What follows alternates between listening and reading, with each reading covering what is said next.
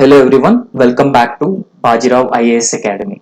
So as part of our lecture series on UPSC 2023 mains question paper analysis, we have been discussing ethics questions. So till yesterday we have discussed 8 questions, and in this particular session we will discuss some of the questions, right? So the next question is, it is about hatred and love, and there's a need to promote love rather than promoting hatred, because the question asks that if do not hate anybody. So don't hate anybody, because if we hate someone, then that hate will come back to us. However, if we love someone, then also love come back to us. However, it is better to love someone rather than hating someone, because with love it results in peace, and it also results in more and more harmonious societies, and that is the essence of any sustainable and reliable, social development. And also it results in development of social capital in any society. So that is actually the essence of any country or any nation. So this particular quote has been given by Swami Vivekananda. So in this particular context, we will try and understand how hate will come if we hate someone, or if we hate the culture of other people, or if we hate the community, then how the hate will come back to us, and how love is more reliable. Now, firstly, you have to define what exactly is love. So, love is an intense feeling of deep affection for a person, activity, or living, and it also includes love to a non-living things. So, for example, if we develop a strong and deep affection towards a particular person or a particular activity, then that results in a development of a bond between a particular individual and the other individual. So that is the essence of a cooperative and more, reliable society. So on the other hand, hatred is defined as a extremely strong feeling of dislike or someone or something. So hatred involves disliking or hating someone or something. So generally, it is advised that don't hate anybody, because hate is very dangerous in the long term. So therefore, uh, even several philosophers have been emphasized on the value of loving someone. So therefore, we need to spread love, and that is the essence of peace and also creation of a harmonious society. Now, Swami Vivekananda also define no also talk about Swami Vivekananda. So Swami Vivekananda is a noble man because he was a philosopher. So he propagated Vedantism. So therefore he prioritized love over hatred, because it is a very often considered as a noble cause. So hence we need to love someone, so or we need to love others. So it love also involves being tolerant to others, okay, being tolerant to others, and love involves kindness, compassion, empathy. So if we love someone, automatically these values like empathy, compassion, and also sympathy, tolerance will also gradually develop. So that is the essence of any a sustainable and more harmonious society. So in this context, hatred as a boomerang, which can be evident from following examples. So hatred is not good for any society, and that can be evident from following example. So one such instance of hate speech is one such example of hatred is hate speech and communalism. So we very often see hate speeches whenever a politician give a hate speech to mobilize voters, and that results in communalism, communal tensions, and communal rights as well. So communal rights will further spread the hatred among the communities, and it results in creation of a large scale violence, and that is not in the best interest of any society or social development.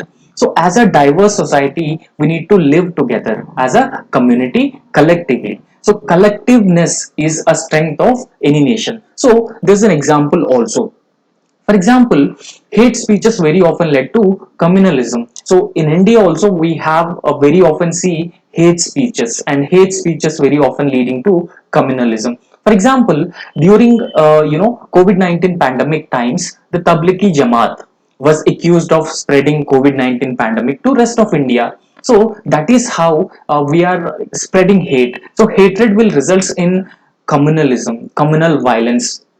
There was an example.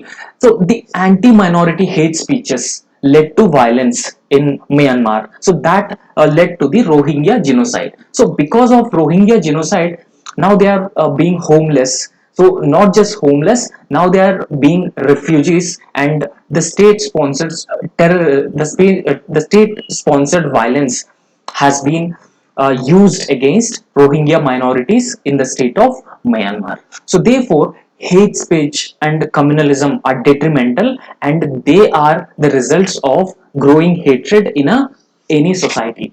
So, after that, there's a rise and fall of Hitler can be, one such example of spreading hatred. So because Hitler, as when he was a chancellor of Germany, he used hatred. He used to spread hatred against other religions and other cultures, and he follows the policies of jingoism and holocaust against Jews. So that led to the sudden fall of Hitler, because there was a huge backlash against Hitler by the German society and even the world community, and that ultimately led to the death of Hitler. So, therefore, hatred in any society is not good for the long term interest of that particular society or nation. So even during the Cold War power politics, so there was a Cold War that took place between former USSR and USA, because they believe in different ideologies. For example, USA believes in liberalism as an ideology. On the other hand, countries like USSR, so they believe in the ideology of socialism. So there was an intense ideological war between USSR and USA. So that led to the power politics of the hatred, development of hatred against each other.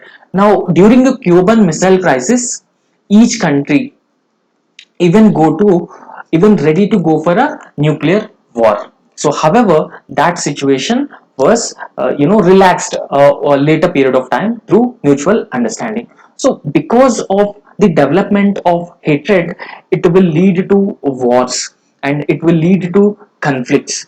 So even the very same Cold War has led to the development of proxies and patronaging terror groups. So, if we mention an example, Mujahideen in Afghanistan has been patronized or patronized by USA against USSR. So that led that over a period of time, the very same Mujahideen has called as a Taliban. Now, this Taliban has sheltered Al Qaeda, and so the Al Qaeda leader was Osama bin Laden, and he attacked USA. That was one of the deadliest terror attack. So that terror attack is known as 9/11 US terror attack on, the Al Qaeda terror attack on World Trade Center of USA. So therefore, the hatred has, so we are justifying that hatred will come to us. If we hate someone, the very same hate will come to us, is one way or the other.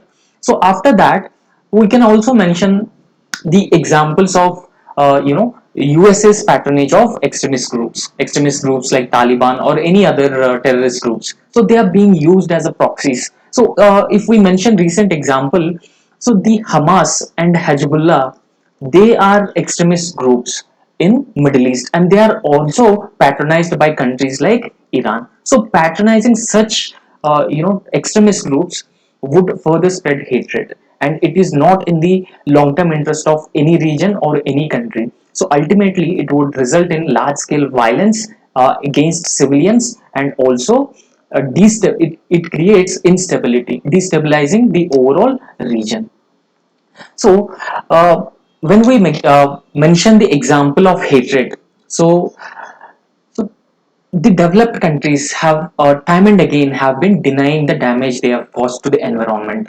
because they even try to make the developing countries accountable for current climate change and global warming. So they very often deny the damages done to the environment. So even though they are largely responsible for the current state of climate, they even continue their exploitation of resources, and that led to the mass disasters. Even the western countries, the developed world, has been facing mass disasters.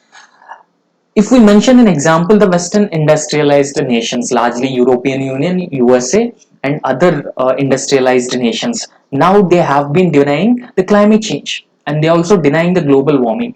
So because of their denial, because they are not taking a proactive steps to curb or to counter the current climate, climate change related aspects, that has resulted in consequences in the form of increased heat waves and cold waves. For example, in US, UK, so there was an intense heat waves and also cold waves. So we very often see the consequences of heat fires, the Californian heat wildfires, and also in Australia also there were bushfires. So therefore, the developed countries have also been facing the worst consequences of climate change. So they are not free from the worst impact of climate change. However, when we mention about love, so if we love someone, if we develop love for others, cultures and community, then this will also have a boomerang effect. Boomerang effect means it will come to us as a love. If we love someone, the love will come to us, and that is the essence of entire human existence. Now, we need to first emphasize on family values, because family always plays a very crucial role and an important role in spreading love to each other. Because if we spread love, and it will be reflected back to us. So we can mention the example of mother's love. So a mother's love for his or her child, and compassionate practices like taking care of old age people lead to a good family with right values. So this is the essence of love. If we love someone, so in the family itself, that will come back to us, or it will be reflected back to us as a good family and right values. In fact, apartheid is one of the major problems in the 20th century. So, apartheid was generally described as a discrimination against blacks by white community. So, it is a kind of racism against blacks. However, Nelson Mandela in South Africa played a very crucial role in eliminating apartheid. So, despite he was imprisoned for his fight against apartheid system in South Africa, so when he was released from jail, he never took revenge. He even became the president of South Africa, but he never took revenge. So instead promoted love and compassion between these two communities, both white community and also the black community. So therefore, that has resulted in creation of a more cohesive society in South Africa. So next, we can also mention the example of Gandhiji's Satyagraha. So, Sarvodaya concept means the development of all. Now, apart from the Sarvodaya concept, there is also the other concept of Gandhi. The concept is known as Antyodaya. Now, Antyodaya is the development of the bottom sections of the society. So, who are deprived and marginalized sections of the society. So, Gandhiji's Satyagraha and Sarvodaya concepts have also emphasized on the love, the spreading love, and also not to spread hatred among the communities, because Gandhi's Satyagraha is very often based on the principles like truth and non-violence. Now, non-violence also involves the spread of love, the propagating more and more love. So ultimately, it results in creation of a more inclusive society. So because as a society, people are spreading love, they are showing compassion towards the poor people, and that ultimately results in inclusive development. So we can also mention the example of non-aligned movement. So non-aligned movement was a movement during the Cold War times. So the Cold War took place between USA and USSR. This Cold War times, NAM as a movement tried to maintain the balance between both the USSR and USA.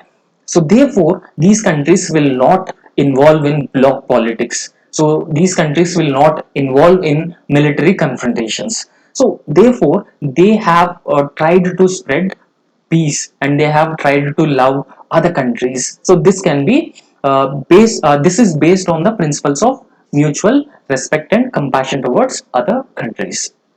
So this is how we can give the examples of NAM. Now, in the conclusion, you just emphasize on the need to promote love.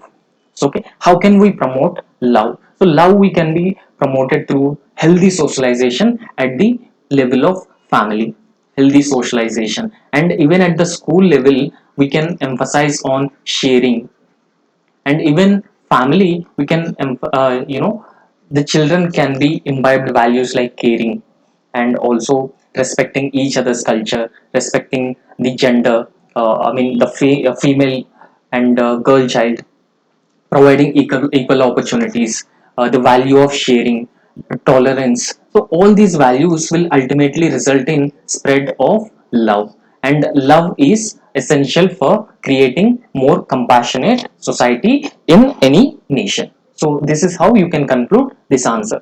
Now after that, the next question is, we need to differentiate between moral intuition and moral reasoning. So when we differentiate between moral intuition and moral reasoning, we should also give suitable examples. So first we need to define what exactly is moral reasoning, and after that we should also write what constitutes moral reasoning. So in moral reasoning there is no logic. It is simply based on our emotions, our existing beliefs and attitudes. So there is no logic. So what our mind says or heart says will go through that particular path. However, moral reasoning involves objective criteria and logic and reasoning. So therefore, we need to first define what exactly these two terms, and then give a proper differentiation of moral intuition, moral reasoning with the suitable examples.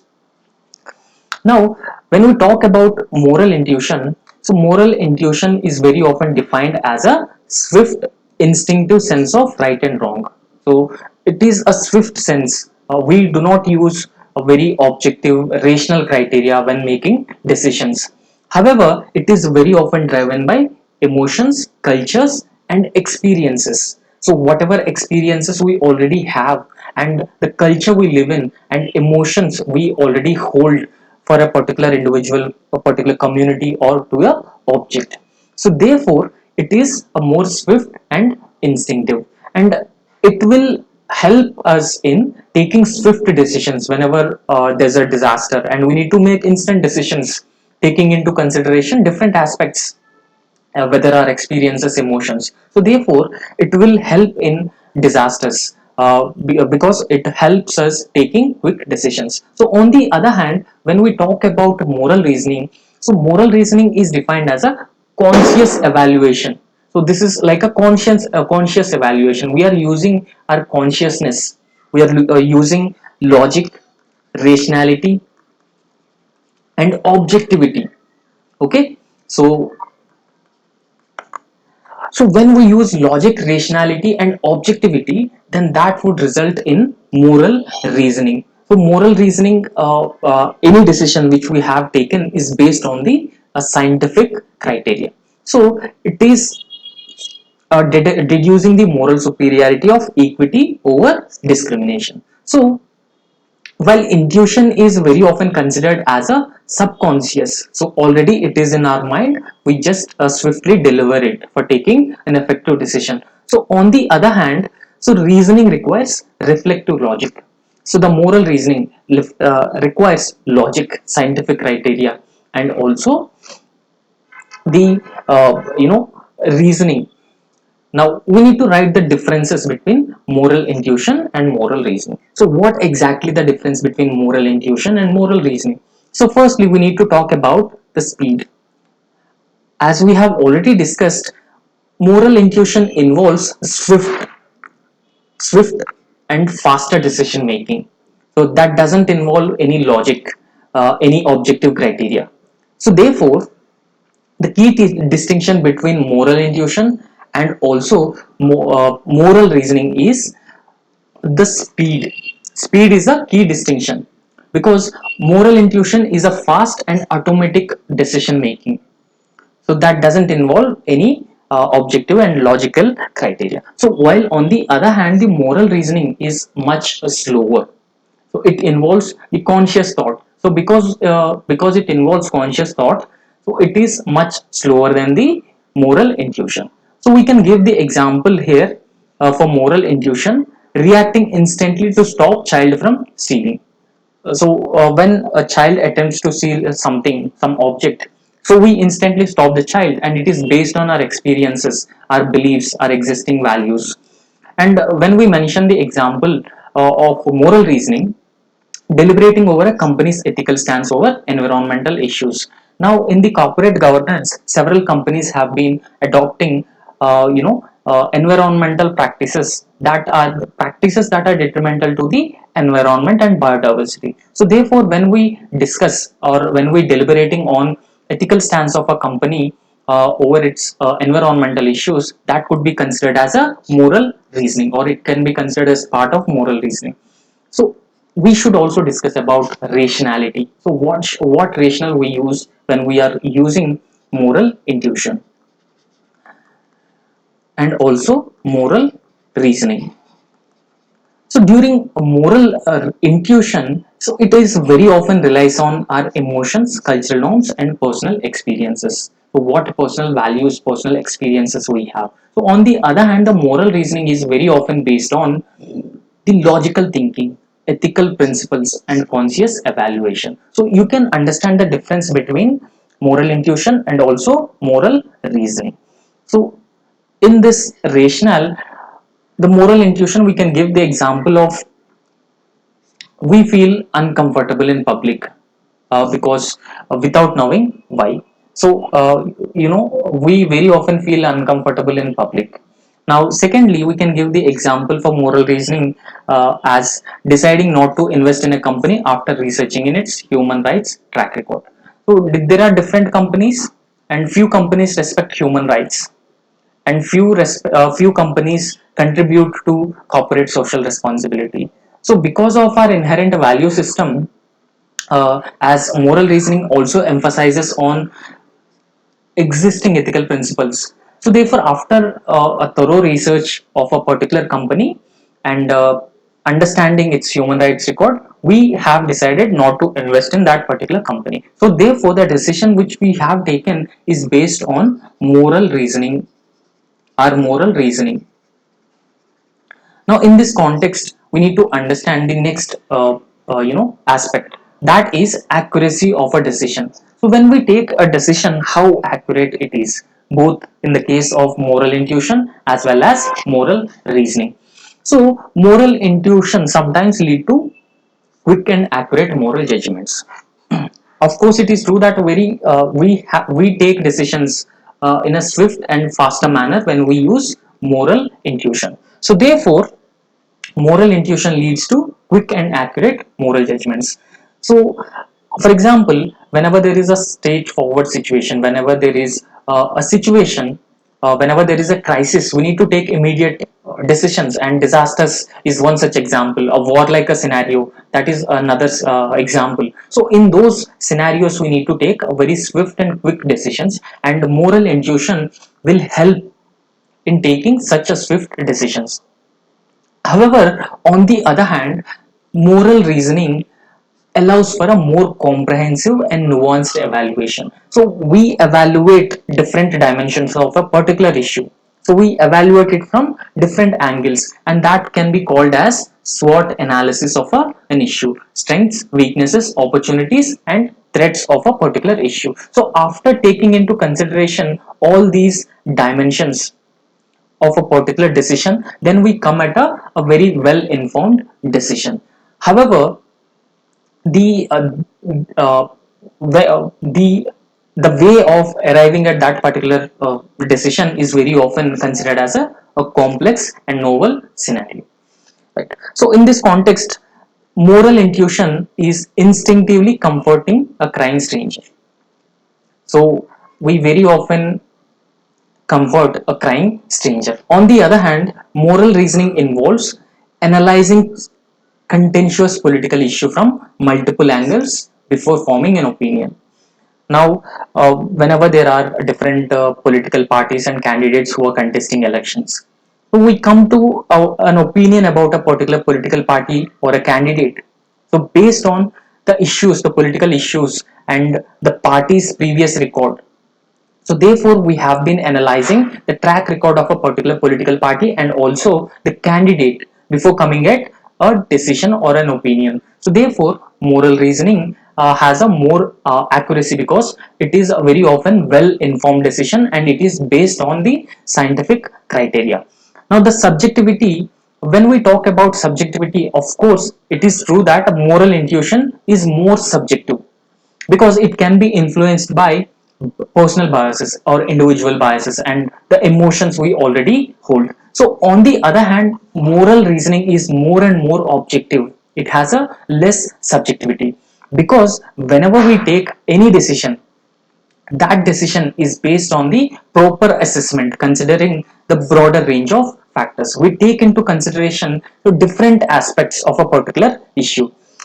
So now in this aspect, we can mention example for moral intuition, that is feeling that lying is wrong because of past personal experience.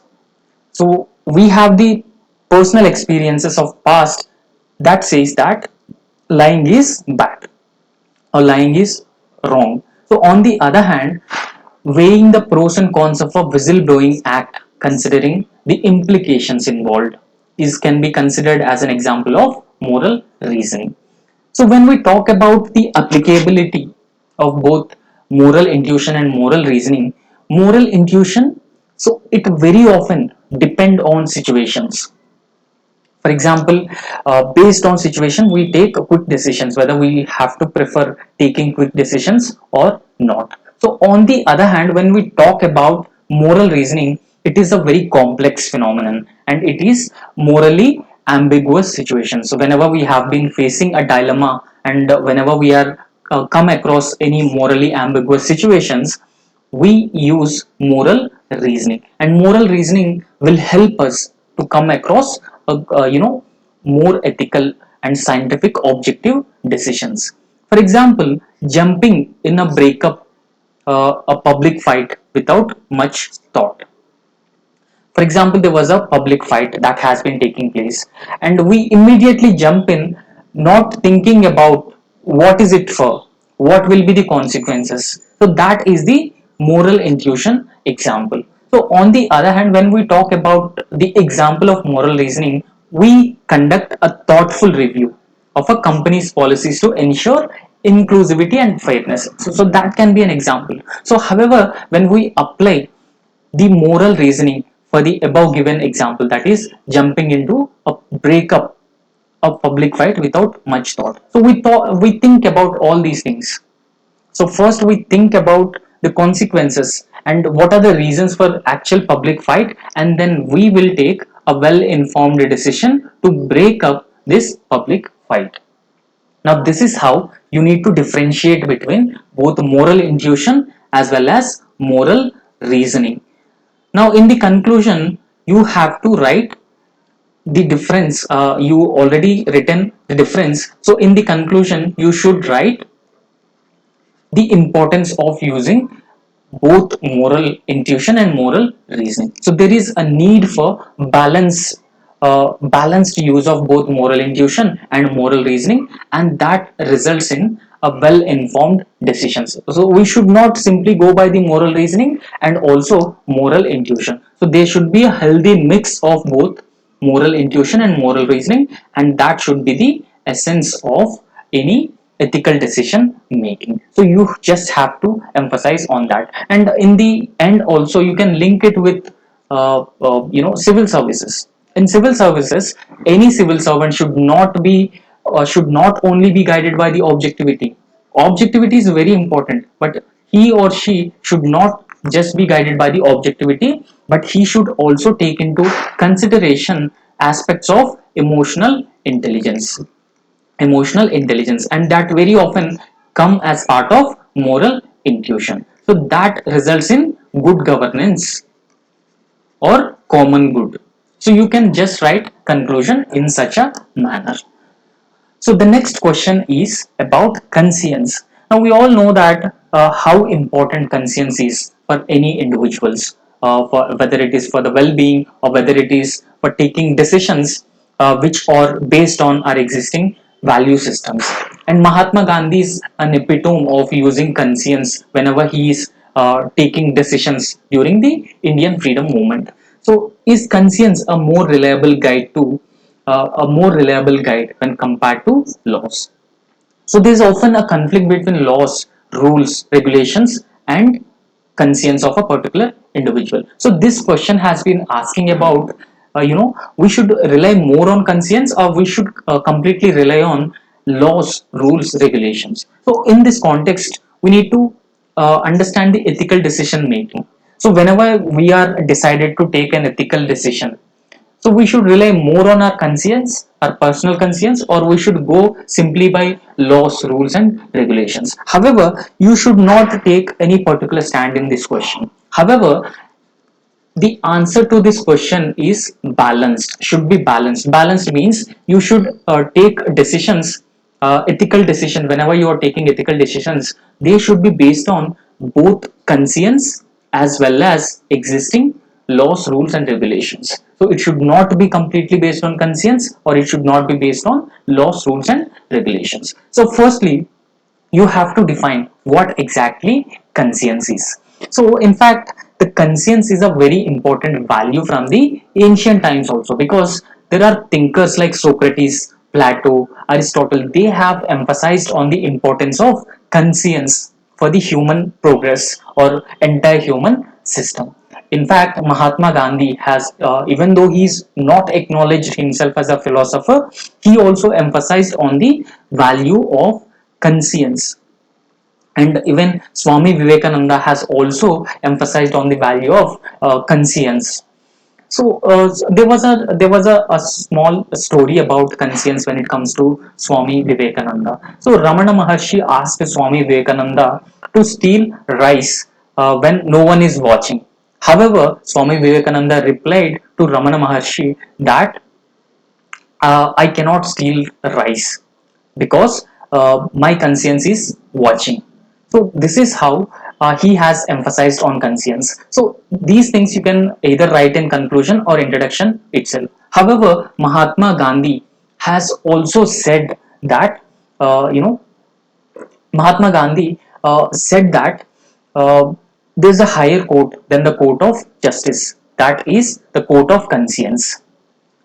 So this is how the conscience has been given highest importance. So I think it is Ramakrishna Paramahamsa. Sorry for that. About Swami Vivekananda, so the guru of Swami Vivekananda. So conscience emphasized by thinkers like Socrates. So ancient philosophical thinkers, Socrates, they also emphasized on Socrates. So because it very often serves as an intrinsic moral compass. So we have certain moral values. So moral values are individual in nature. So they are not universal. So but they are individual in nature. So we hold certain values, so they are moral values. So for us, those values are right.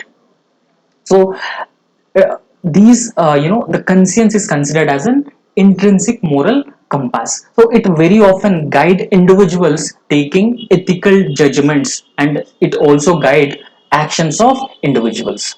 So they if we can give the example of such conscience is offering immediate assistance to an accident victim. For example, they are called as good Samaritans. Offering immediate assistance to an accident victim because it is guided by our conscience. It is not based on laws, rules, and regulations. There are already rules in place of Good Samaritan guidelines. What have to be done whenever a person, whenever there was an accident victim. However, so it is conscience that actually guides an individual to actually jump in and provide assistance to an accident victim, and they are very often called as good Samaritans. So, on the other hand, the laws, rules, and regulations, they are structured frameworks. These things are structured frameworks, and they are very often established by the authorities. Whenever there is an authority and that authority has been enjoying legitimacy, and the legitimacy of that particular authority enables it to pass such laws, rules, regulations. So they are binding on the individual. So even if the violation of the rules is punishable. So therefore, the laws, rules, and regulations are provided to maintain social order and ensure social justice within a particular community. So they are enforced upon individual. They are imposed upon individual for maintaining social order and ensuring social justice. Now, in this context, the reliability of conscience. So, what is the reliability of conscience? So, how reliable it is? So, first and foremost, conscience very often operate as a moral compass. So as I have already told you that everyone have certain moral principles within himself or herself. So therefore these moral values are the essence, are the root of conscience of any individual. So very often these the conscience operate as an internal moral compass of individual. So it embodying core values and core beliefs that particular individual hold, and these beliefs and these values will help individual to take ethical decisions, and he can also distinguish what is right and wrong, what is just unjust. Now, if we mention the example here, so we can give the example of Mahatma Gandhi. So, Mahatma Gandhi's inner voice, so the principle during the principles he followed, satyagraha, non-violence, during independence movement, it perfectly showcased he listened to his conscience. He listened to whatever values he had in himself. So that ultimately guided not just him but also number of masses, huge number of masses during the freedom movement. Secondly, conscience ensures personal accountability. For example, the current society, the problem with the current society is lack of personal accountability. Yes, stealing is wrong, corruption is wrong, and corruption is wrong till corruption is not wrong till no one sees us. But it is wrong if we develop personal accountability, even if no one sees us, or no we even if we commit petty corruption, if we have a personal accountability, that is still wrong. So therefore one's conscience, relying on one's conscience, that promotes personal accountability among individuals. Now this particular personal accountability as a value results in taking ethical decisions, and it will also foster a sense of responsibility as individuals take ownership of their actions. Because for example, during non-cooperation movement, Mahatma Gandhi decided to withdraw non-cooperation movement because there was a violence in at Chauri Chaura. So the principles of Gandhian movement were satyagraha and non-violence. So therefore the protesters have gone for violence, large-scale violence, and Gandhi withdrawn that particular movement. He has shown courage and he has shown personal accountability because the movement has been going off track. For example, we can mention about courageous acts of whistleblowers like Satyendra Dubey in India serve as an example. Satyendra Dubey is one such example where he lost his life for exposing corruption in Golden Quadrilateral project. So his personal accountability is based on his conscience, and that was a very courageous act from a whistleblower like Satyendra Dubey, and that led to his loss of life. And the next major aspect of this conscience is consideration of consequences. So whenever we have a strong conscience, we consider the consequences of a particular action, the ethical decisions which we take. So we can give the example of Ashok Kenka. So Ashok Kenka was a very honest and sincere IAS officer from Haryana cadre. So he upheld the values like conscience. So despite he was very often transferred by the state government, he upheld his conscience and he still exposed the corruption, the nexus between politicians and the bureaucrats. So the next aspect would be ethical development. So over a time, an individual's conscience can mature. So when the individual started to listening his conscience over a period of time, conscience can mature and it becomes more refined as they gain life experiences. So they gain experiences. So they come across new emotions. They develop new emotions. So that beliefs, values, experiences, life experiences would result in maturing the conscience of one particular individual.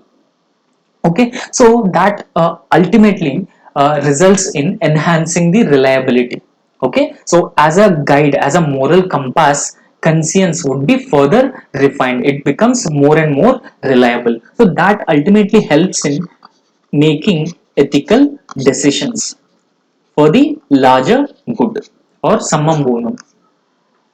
And we can mention the example of the growing environmental consciousness among people with over a period of time. So people have been developing a compassion and empathetic attitude towards environment, flora and fauna. So therefore, there has been a development of environmental consciousness, and that has been reflected in environmental movements across the globe. So there are certain limitations as well. So we cannot completely rely on conscience. So, what are the limitations? One such a very major limitation is subjectivity. It is not very objective. For example, whenever we make rules, laws, regulations, so they are objective in nature. So they are very objective in nature. On the other hand, when we listen our conscience, it is very subjective in nature.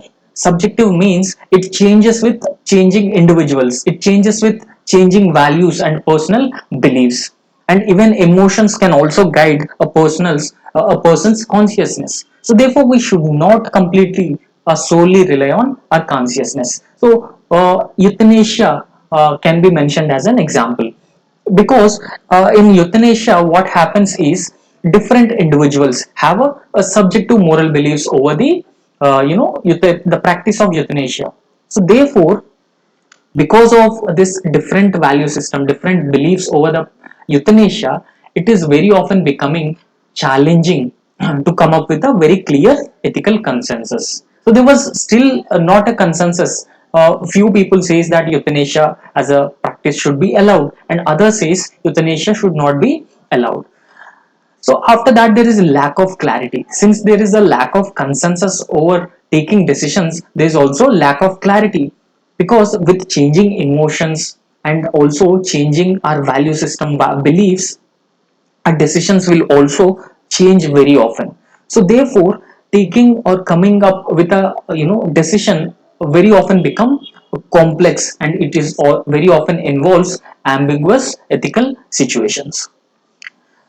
So one such example is, during COVID-19 pandemic, the vaccines, the use of the ambiguity over the use of vaccines is one such example. There was a lack of clarity on how can an individual can use vaccines. So we can mention other aspects like vulnerability to manipulate. So it has a very high vulnerability to manipulate individuals, because conscience very often can be manipulated and misguided as well. So whenever there is an external pressure, so yesterday we have discussed that undue influence, coercion. So whenever those practices are applied on individual, so they can be influenced by the group dynamics, or the conscience of an individual can be impacted by the group dynamics. For example, whenever there was a group discussion, so whenever we are working as a a group, then individuals' decisions very often suppress. So, for example, a particular individual has a moral judgment, and if this particular individual has a moral judgment and the remaining all individuals have a different judgment, then he have to suppress his decision. So there is a huge probability of vulnerability to manipulation. So if those people in the group come up with different decisions based on their value system and their beliefs, and this individual will also change his opinion on the particular issue, so therefore there is a vulnerability of manipulation.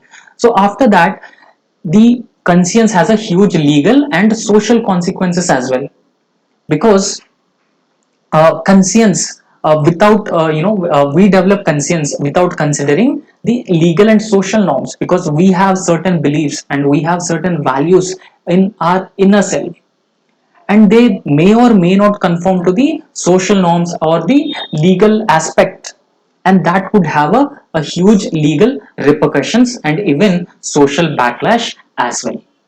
For example, we can mention the same-sex marriages, the issue of same-sex marriages. So you may either accept the same-sex marriage, or even you have a negative opinion about the same-sex marriages. So that could have a legal repercussions and even social belief. And you can mention the example of the alarming instances of mob lynching, because you have a different culture, a particular individual have a different culture, he is following a different religion and he is eating something which other community, other religion considering as a sacred, so that very often leading to mob lynching. So those beliefs that individual hold, if they are not conforming to the legal and social norms, that results in social repercussions and social backlashes as well. So in the conclusion, you have to mention about the healthy synthesis of both conscience as well as laws, rules, regulations. So therefore, that would be resulting in more ethical and objective decision making, and that ultimately creates a more harmonious and peaceful society in any country, and will also resulting in ethical decision making that benefits all the stakeholders, whether it is at the professional career and also in the personal career. So the next question is about probity. Now, this question says that probity is a very essential value for effective system of governance and in socio-economic development.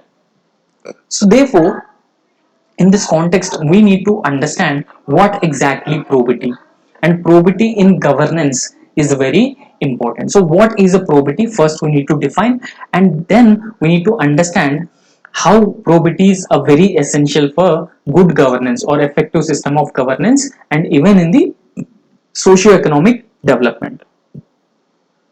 Firstly, we need to define what exactly probity is. Now, probity refers to the quality of being absolute honesty, integrity, and moral uprightness. For example, a civil servant, whenever he is taking decisions, so whenever he is dealing with the normal public, so he has to show absolute honesty, integrity, and moral uprightness. So that can be considered as a probity in governance, probity in behavior of the civil servant.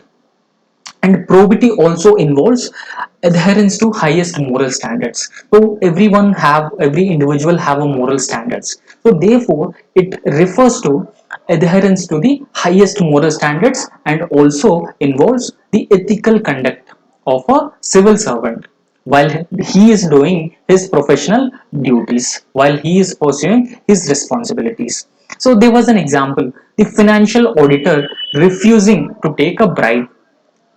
So in order to refrain from reporting irregularities. So this can be considered as demonstration of a probity on the part of the financial auditor. Now, it would be better if you write a brief definition and also example. We need to understand the role of probity in governance, how probity is very important for governance. Firstly, it develops trust and credibility because probity very often results in development of faith and confidence among public about the government and government machinery and government institutions, because people believe that government agencies, civil servants and institutions are honest and they are incorruptible, and that very often leads to the good governance and increased participation, good governance and increased participation of people in the governance process. So if we mention an example, the successful implementation of the Aadhaar system in India exemplifies the development of trust and credibility, because around 98% of Indian population have the Aadhaar card. So that shows the probity in the governance. Secondly, probity in governance would result in more transparency and accountability. So because probity as a whole, it promotes openness in government. So if you go through the Nolan Committee principles are also very important. So you have to go through the Nolan Committee principles. So Nolan Committee principle, one of the principle is very essential for civil servant is openness. Now, because of a probity in governance, it will result in or it promotes openness in government operations or any conduct or decisions taken by the public officials.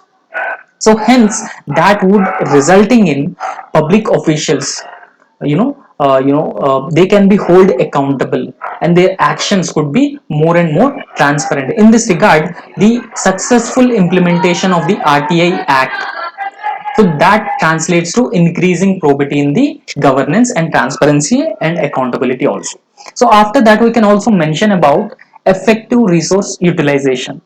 In any government agency, any government organization, the successful utilization of resources are very important, because very often institutions have limited resources. So therefore, these limited resources should not be diverted for any other purposes, so which have a limited success. So these resources have to be used in a very efficient and effective manner. So that could result in greater good and also common good. So, for example, New Zealand's transparent budgeting process. So, this budget of New Zealand has been prioritizing, emphasizing on projects that have a social and economic benefits. So, what happens because of a social and economic benefits have been prioritized? That results in establishing welfare state in any country. And after that, we have to mention the example of we have to mention the next part of the answer, role of probity in socio-economic development. How probity plays a very crucial role in socio-economic development of any country. Firstly, it attracts investment, because with the probity, what happens is that it develops a positive intent, positive mindset over civil servant, a business environment, over the government for investors. So therefore, even if they invest in a particular country, that investment would be safeguarded from acts like corruption. Acts like corruption. So therefore, it could further attract investment. Investment is very crucial, because with the investment, technology transfer takes place, and also the managerial capacities would also result in efficiency and better utilization of our existing resources, and it would also create employment, large scale employment. For example, Singapore's stringent anti-corruption measures have made it magnet for attracting foreign investments. So Singapore used to attract a huge foreign direct investment because it has taken a very stringent anti-corruption measures. So in a similar fashion, India should also take such a stringent measures against corruption and improve its ranking in the ease of doing business. So therefore, probity is a very important value for developing or improving India's ranking in the ease of doing business. So secondly, so probity also ensures equitable distribution of resources. So it is not just equality, but equity is also very important, especially for countries like India. Countries like India. where there are economic inequalities, social inequalities, regional inequalities, and income inequalities. So equitable distribution of resources would result in welfare of all the sections of the society, and it also results in creation of an egalitarian society, and that is the very essence. For example, if we can mention the mention about Nordic countries. So Nordic countries are Finland, Norway, Sweden, Iceland, Denmark. So they are Nordic countries. So they have given priority for the equitable distribution of resources, and that is the very essence of ensuring the socio-economic development, and probity can ensure the equitable distribution of resources. Secondly, we need to promote free competition. So, promoting free competition also involves probity, because we are not favoring one party over the other, one company over the other. So, we are providing a level playing field for all the companies, and that would result in promoting fair competition. So, we can give the example of United States, where strict enforcement of anti-monopoly laws have exemplifies the fair competition. So therefore, the strict enforcement itself involves a use of probity in the governance. So that ultimately results in socio-economic development, because all the individuals have a level playing field.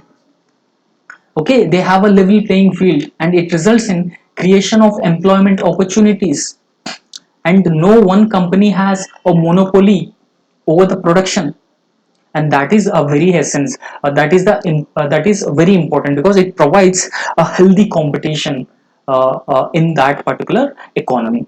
So after that, it will also improves the human capital.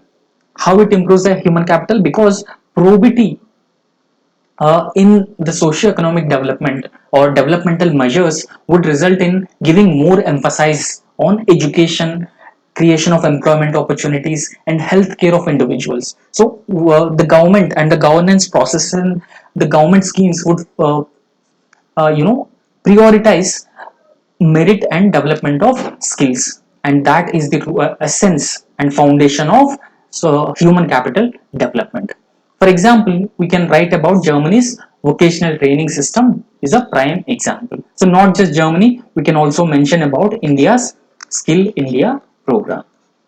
Now in the end, you need to write a conclusion emphasizing on the significance, importance of probity in a country like India. So or you can also mention some suggestions, how can we further imbibe probity in our governance process, in our political system. So in that way, you can conclude this answer. So that's all for today. And in tomorrow's session, we will also discuss case studies. Okay. Thank you.